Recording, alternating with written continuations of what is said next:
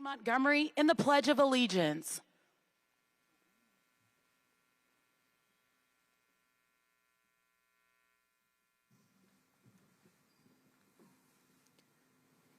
I pledge allegiance to the flag of the United States of America, to the republic for which it stands, one nation, under God, indivisible, with liberty and justice for all. Please remain standing as Montgomery Police Department Sergeant Tina McGriff sings our national anthem.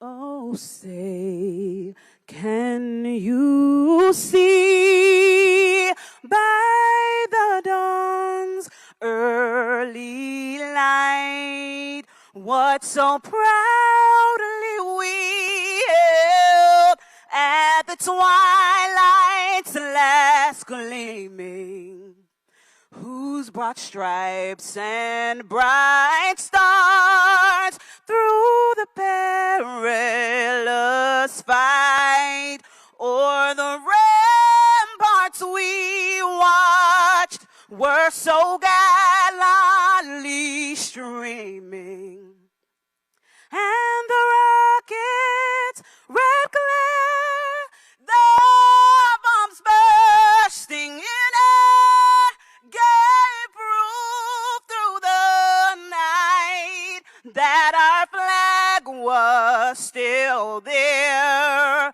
Oh, say does that star-spangled banner yet wave o'er the land of the free and the home of the brave.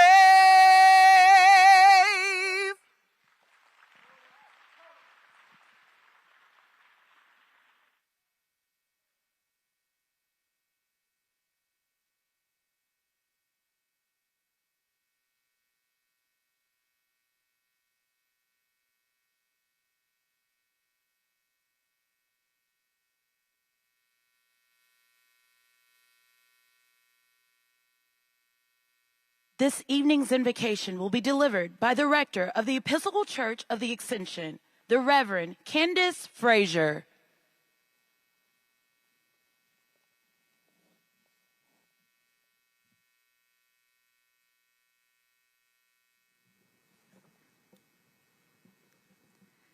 The Lord is with us. Let us pray.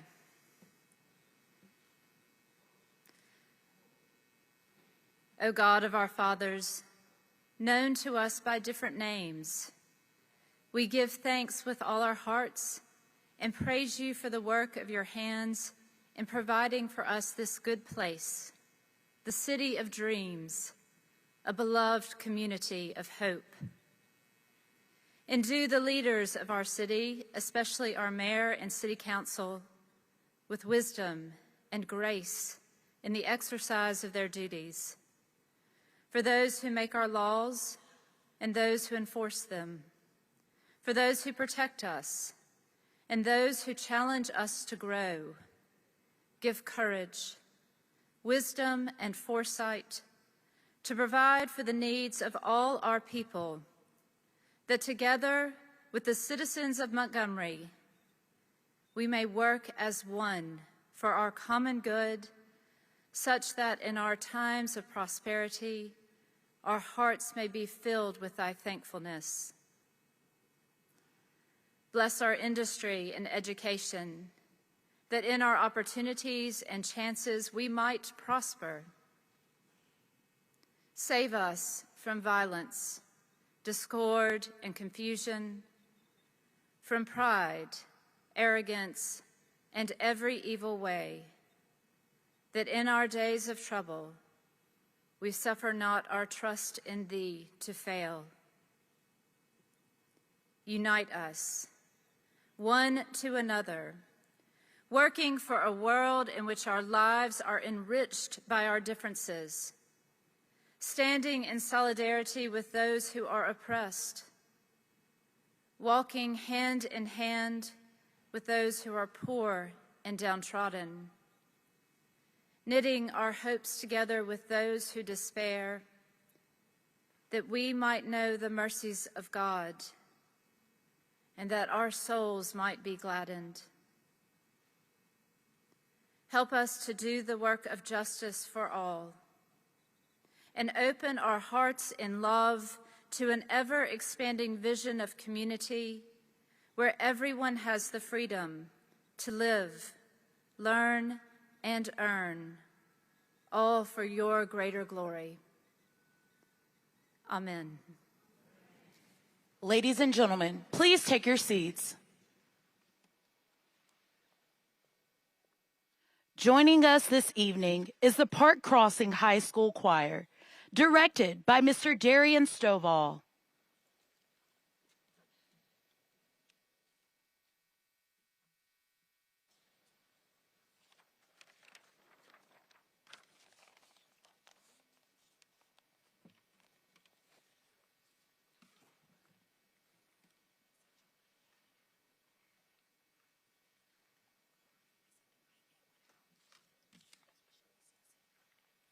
Joining us this evening is the Park Crossing High School Choir, directed by Mr. Darian Stovall.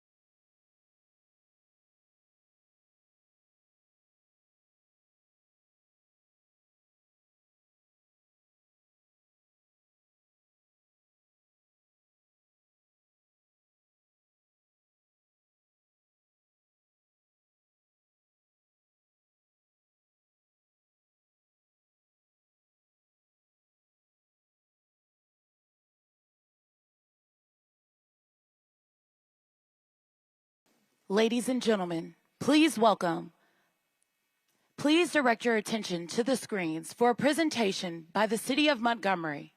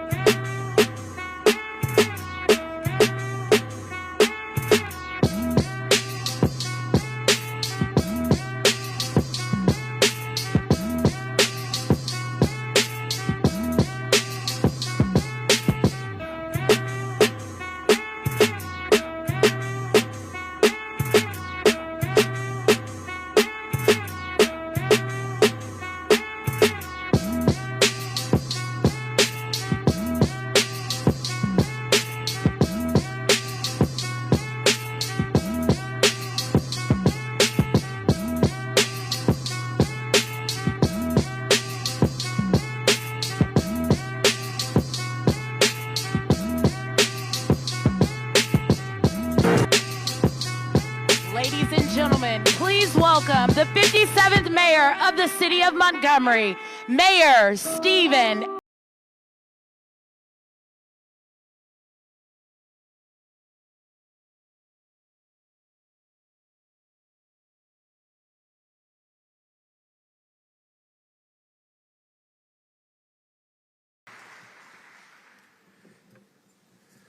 Thank you, and good evening.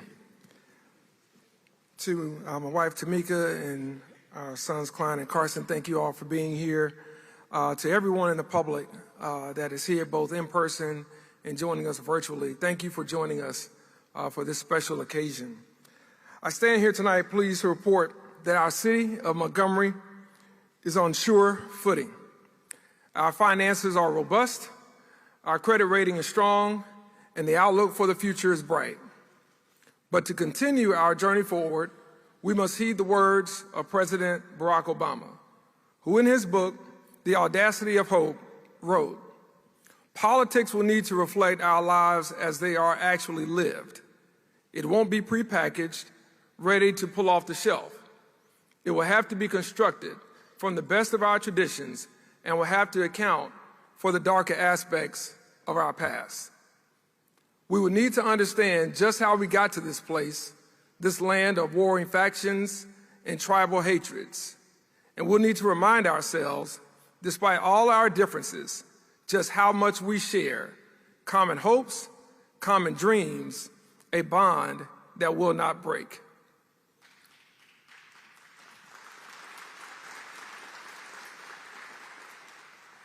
In that spirit of shared hopes and dreams, I would like to recognize your city, state, and local leadership. With us tonight are members of our Montgomery State House delegation and our Montgomery Senate delegation. Will you please stand?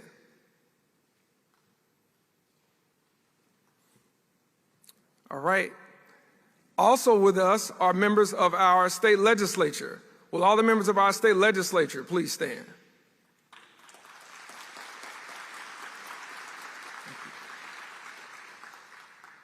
Also with us, City Council President C.C. Calhoun and our City Council members. Will all of you please stand?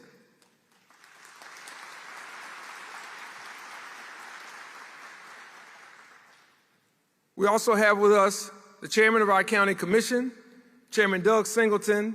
Will you please stand, as well as our other county commissioners?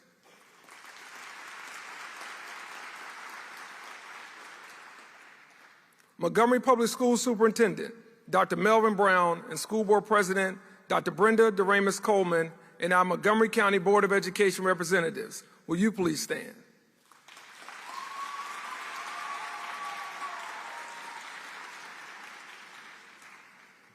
Colonel Ryan Richardson, Commander, 42nd Air Base Wing, Maxwell Air Force Base. Will you please stand, sir?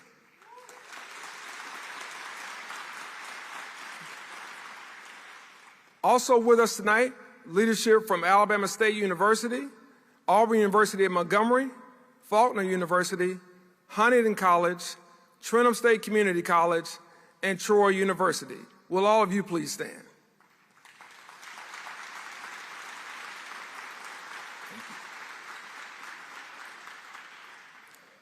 Karen Hughes, chairperson of our Montgomery Area Chamber of Commerce, and Anna Buckaloo, the Chamber President and CEO, and other leaders from our chamber. Will you please stand?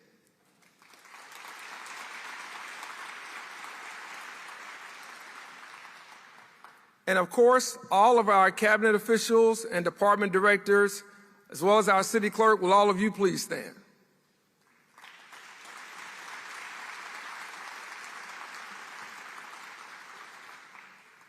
Thank you for your leadership, your willingness to serve our community, and your example of esprit de corps, which translates to the capacity of group members to maintain belief in an institution or goal, particularly in the face of opposition or hardship. But despite that, Montgomery has a lot to be thankful for. We have experienced remarkable progress over the last year. Our world-class Olympic standard recirculating whitewater channel opened, and in the months since, thousands of rafters and kayakers and first-time visitors have taken to the course. It has taken several people several times to get used to traveling, playing, or riding on this course, but nonetheless, they have completed the task. Whitewater has also hosted several concerts and festivals, and in just a few months, it will host the 2024 Canoe Slalom and Kayak Cross Olympic Team Trials.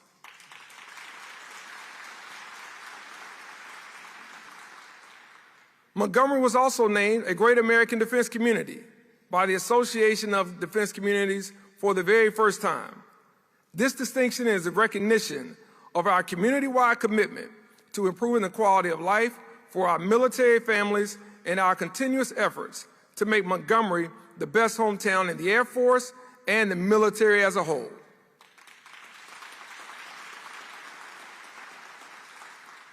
When talking to economic development site selectors across the country, the first question out of their mouth is, what are your sites? What they're asking is, what do you offer us? Our answer is very simple. We're the only top-tier, ready-made, gold-level development site in the country. And what this certification means is that we can recruit better, we can expand our tax base better, and expand existing businesses better. Part of recutting new businesses and a big part of our keeping businesses safe is public safety. Part of recruiting those businesses and keeping our businesses safe is public safety. We cannot emphasize that enough. For the last 18 years, Montgomery Fire and Rescue has been led by Fire Chief Mifford Jordan. He is the longest-serving fire chief in the history of Montgomery Fire and Rescue. Among the accomplishments of Montgomery Fire and Rescue achieved under Chief Jordan has been the first ISO 1 rating in the state of Alabama. This is the highest rating the Insurance Services Office gives fire departments in the United States. Because we are ISO 1 rated, insurance companies are able to offer both commercial and residential buildings cheaper rates. That helps all of us. And Montgomery Fire has reduced its response time from the fire station to the emergency scene in less than 3 minutes and 54 seconds for fire suppression and EMS calls. The National Fire Protection Administration recommends a 4-minute response time, which Montgomery Fire Rescue clearly exceeds. And Chief Jordan predicts we will improve our time once Fire Station number 10 on South Court Street in West Montgomery opens this summer. Thank you, Chief, and everyone Montgomery Fire and Rescue. But we know every department enriches this community, not just those in public safety. Over the last year, we continued the revitalization of Centennial Hill by partnering with the Montgomery Housing Authority. We will have a major announcement in the next few days around senior living as well as affordable housing that marks West Montgomery's rebirth and the Civil Rights Trail renewal through public-private partnerships. We work to expand the C-Spire fiber network, which is a sign that we're an emerging technology hub. Our goal is to position Montgomery as a tech and innovation leader for corporations and startups on the cutting edge. We have upgraded the Montgomery Internet Exchange by partnering with Albix LLC, a mission-critical multi-tenant data center in Auburn that will take us forward to achieving digital equity across the region by benefiting everyone who lives in underserved communities, even those that live in rural communities outside of our city limits. However, we know that outdoor recreation is important too. From pickleball, Doug, to baseball, CC, from walking trails, Andrew, and bike lanes, we have made progress. We invested in Oak Park and Vaughn Park and many others. We made several upgrades at Buddy Watson Park, the Emory Farmer Soccer Complex, and the O'Connor Tennis Facility. We invested $1.5 million into Biscuit Stadium and $2 million renovating Crampton Bowl, including replacing its turf and installing a new sound system and lighting package. Working with Congresswoman Terry Sewell, we secured $4 million to address blight along the Civil Rights Trail and beautify the gateways into our city. This will allow us to move general fund money that was dedicated for that to other parts of the city to reduce blight and to make sure that we're beautifying older neighborhoods in the urban core. We also began illuminating street signs downtown, restored Court Square Fountain, and received funding to replace singular parking meters on Commerce Street with on-street parking kiosks, which will improve walkability and the look of one of downtown's busiest streets. But we didn't stop there. We upgraded our sanitation equipment with the help of the City Council, adding more technology for faster and more reliable solid waste and debris collection. We also increased the frequency of roadway and ditch grass cutting for more visibly cleaner and better maintained roadway corridors throughout the city. Now, we know they're not as clean as we'd all like them to be, but we're working to get there as a city, and we're working on the state to help us get there as a community.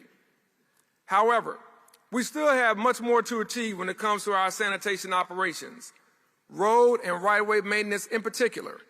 Our city is growing and prospering, and that will require more revenue in the budget to keep up with the expansion and our vision, as well as your demands. Now, that may mean we may have to adjust fees and adjust charges to maintain or enhance services, but I've long said that you get out what you put in. So as you may know, a couple of years ago, we renovated and reopened our McIntyre Community Center. This was something that took a lot of work and took a lot of effort. The community was very passionate about this.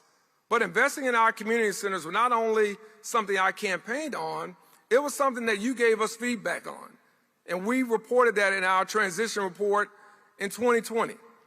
At the time, I heard from a number of people questioning why so much emphasis on community centers.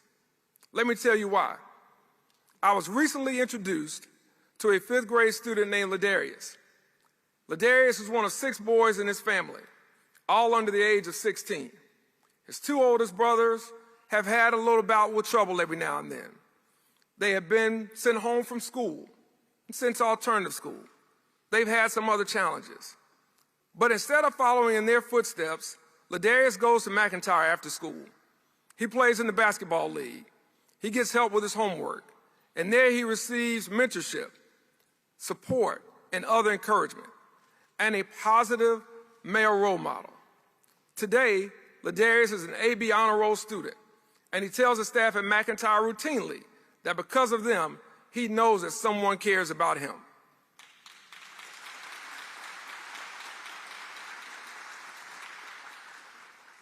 Ladarius' story is not unique, but it's also not yet the norm. But it can be. This year, we already worked to start updating the Crump Center and Sheridan Heights Community Center, and plans for the new Calmar Drive Community Center are proceeding. And after decades of talking about it, we have already started work on Fairview Avenue, the corridor to West Montgomery.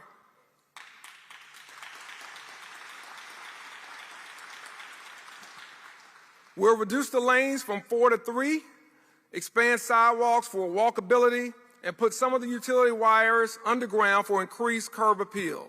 We want it truly to be an attractive gateway to historic West Montgomery. We'll also soon announce a major undertaking of St. Jude Hospital and the Civil Rights Trail. These are efforts that have been led by our Department of Economic Development, in particular our Community Development Department. And we're proud of the public-private partnerships that are allowing us to invest in not just West Montgomery, but all across our cities. But these efforts reflect our city's resolve to not only address immediate needs, but also lay the groundwork for sustainable long-term growth and development. And since I entered this office, I've spearheaded a number of initiatives aimed at equitably improving the quality of life for all Montgomery residents. Our focus has been on making public services not only more accessible, but also more responsive to the needs of our community now. For example, in the last year alone, we have significantly improved the status of our parking. We have significantly improved the status of our public transportation. We have invested in many microtransit services as well as new buses and vans. All of those in the effort to support each and every resident regardless of zip code. And when you consider these investments and what they mean to each and every person, this means a level of transformation, it means a level of upward mobility, and things that truly, truly impact the day-to-day life of everyone in our community. And so when we think about this, it's not just the mayor or the mayor and his team. These are things that we're doing in concert with our city council. These are things that we're doing with private leadership. These are things that we're doing at the feedback of community involvement. So it takes all of us to be in this space. But our commitment to enhancing not just Montgomery's bus system, reflecting a dedication to serve everyone, but our commitment to investing in our community overall. And when I think about that, I think of one of the riders who has taken advantage of these enhancements.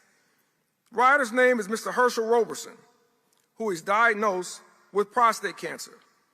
And without a car, Mr. Roberson relied on our public bus system to travel to the cancer center for life-saving treatments.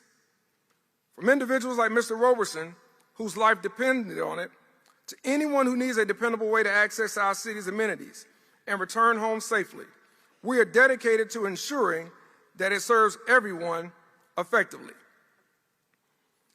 Additionally, in December, my office assisted a young woman named Jasmine. Jasmine is the mother of 2 small children. She recently lost her job because of an unforeseen medical emergency, which led to the loss of her family home. Jasmine's situation is unfortunately not unique. She sought help only to find herself and her children being shuffled through dozens of agencies spread out across the city, each with its own bureaucratic forms, procedures, and processes. Jasmine's story is just one of the many that underscores why the city and county invested $2 million in American Rescue Plan Act funding, thank you, President Biden, last year to create a consolidated homeless center at the MAP Center on East Delano Avenue. This center will eventually help more than 8 nonprofit organizations working collaboratively to prevent and end homelessness and help more underserved individuals and families move closer to independent living.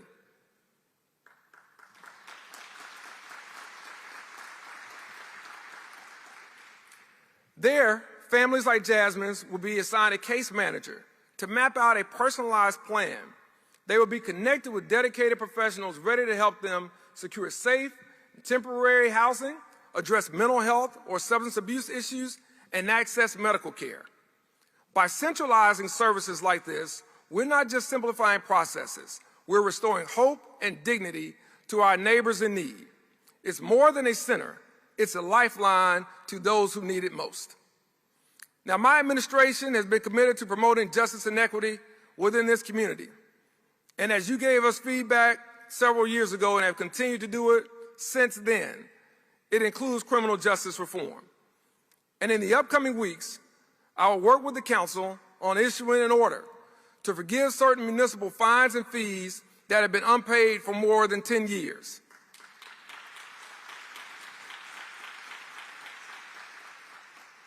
This means that debt from before January 1, 2014 that is owed to the City of Montgomery for traffic tickets and second-degree possession of marijuana, which is a misdemeanor, will be forgiven.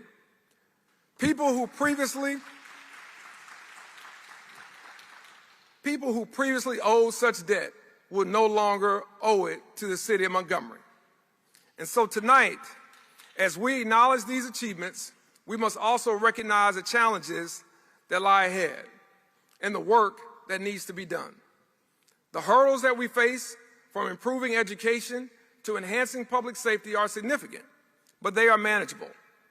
In June, the Montgomery Police Department was reaccredited through the Commission on Accreditation for Law Enforcement Agencies, otherwise known as CALEA, considered the gold standard of policing. Of the country's 18,000 recognized law enforcement agencies, only a mere 5% have met that distinction. This accreditation assures that our police force consistently meets the highest demands in quality control, procedures, processes, and other measurable factors essential for top-tier policing. So, Chief Albert, kudos to you and the leadership and everyone at Montgomery Police Department on all the great work that you do each and every day.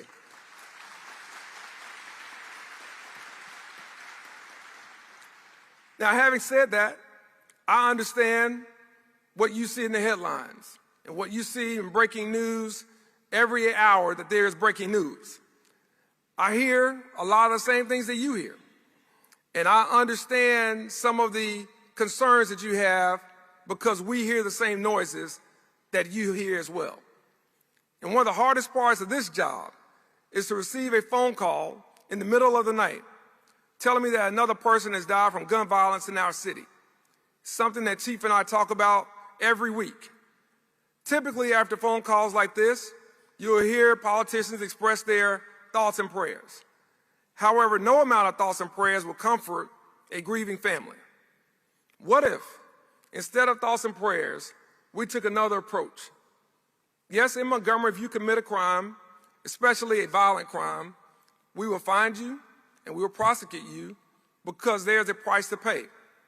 But instead of waiting to do things on the back end, what if instead, when that person was still in high school, we could provide him or her with better career counseling and skills training, more apprenticeship opportunities, and pathways to obtain workplace certifications so that they can have a better shot at making not just a livable wage, but a prosperous wage?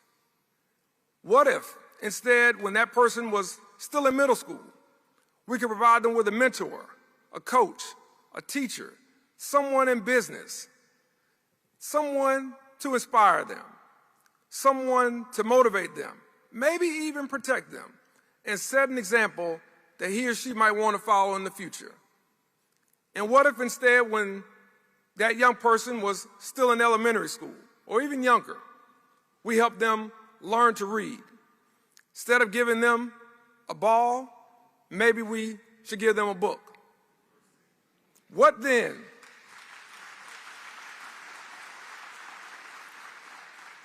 What then would our community look like?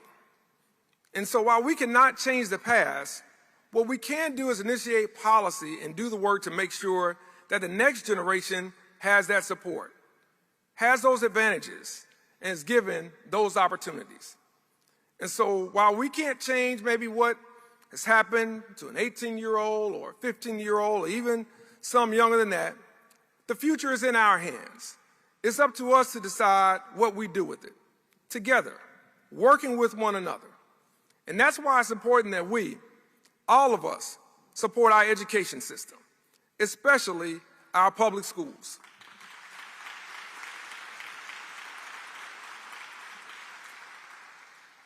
"2023 was the first year Montgomery Public Schools could start collecting the increased ad valorem revenues for schools that Montgomery County voters approved 3 years earlier.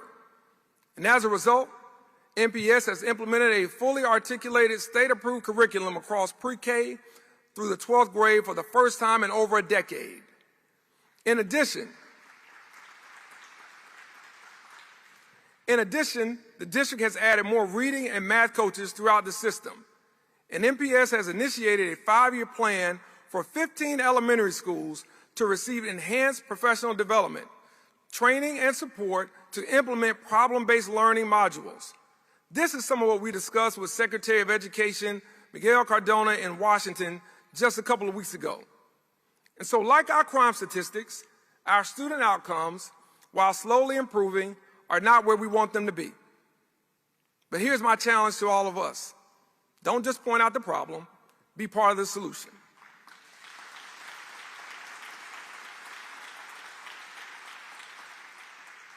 And pledge to vote yes for MPS once again on March 5th.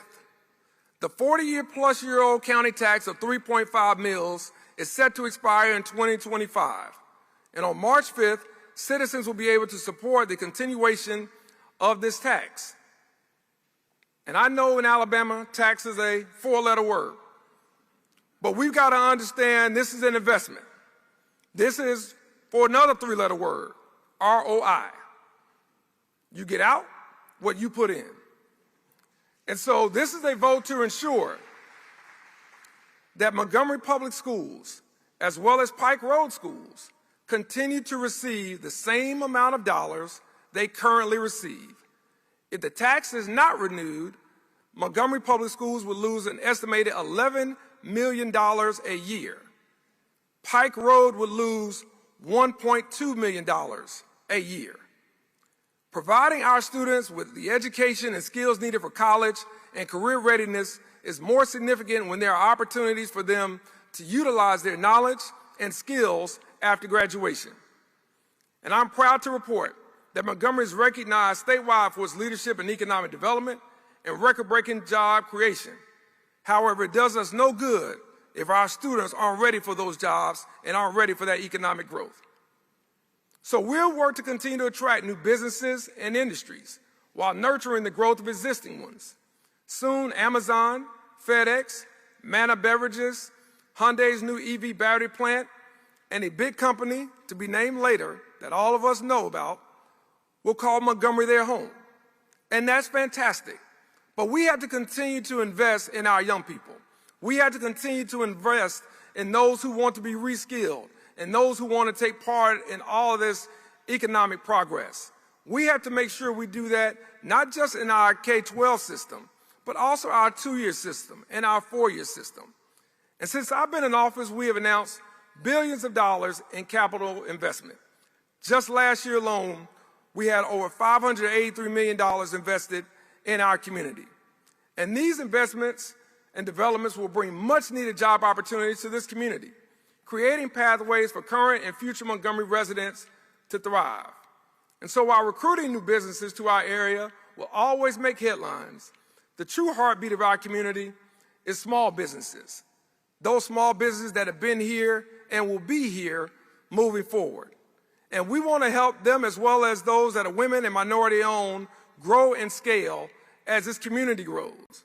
And last year, with the help from a $30,000 grant from the National League of Cities, we launched Access Montgomery, an interconnected business network formed to provide access to resources, training, market exposure, and resources to support minority entrepreneurs and launch and expand their businesses and sustain them over the long term. And we're going to expand that initiative. And I want to thank Carmen Moore-Ziegler, County Commissioner, for helping us start that work when she was consulting with the city and county, and she's continued to do that as part of the County Commission. Thank you so much for that.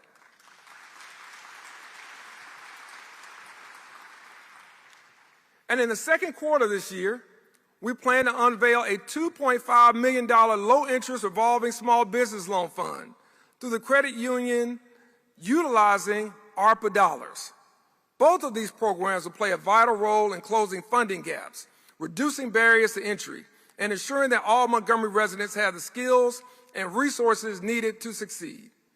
Aside from creating more careers and entrepreneurship opportunities, we're also working to improve the quality of life for our residents.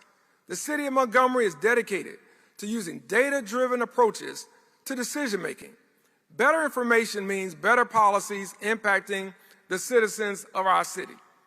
And that's why we have partnered with Bloomberg Philanthropies and the Bloomberg Center for Government Excellence at Johns Hopkins University through our participation in the Bloomberg Philanthropy City Data Alliance.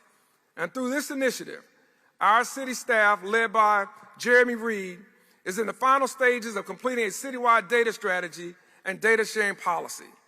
As part of this effort, we will soon be relaunching our open data portal on the city website so that you know exactly what's going on, where it's going on, and when it's going on. We won't make you have to go on a scavenger hunt to find this information. We want to make sure it's right there at your fingertips, because this portal will inform our citizens, the business community, and the neighborhood associations and other stakeholders so that they are aware and can see all the same components we see when making decisions. It's initiatives like these that are propelling Montgomery forward, not just within our state, but also onto the national stage. And so, to all my fellow residents, I hope what I've made clear tonight is that Montgomery is a great place to live, learn, and earn, one of the best. And we will continue to work with all of our partners to strive forward together. There are already many exciting announcements that I cannot wait to share with you in the weeks and months ahead, starting with two big ones tomorrow. But I can't tell you today. But as our great city continues to garner statewide admiration, interest on the national stage, and global recognition for cities to visit, thanks in large part to the Equal Justice Initiative and so many others who are promoting Experience Montgomery, it will take not just the best of City Hall, but the combined efforts of every citizen, every neighborhood, and every partnership, public and private, to build the Montgomery that we envision.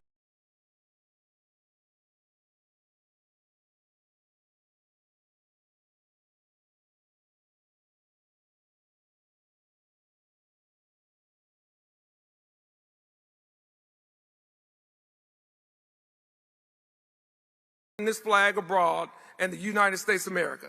Thank you so much and have a great evening.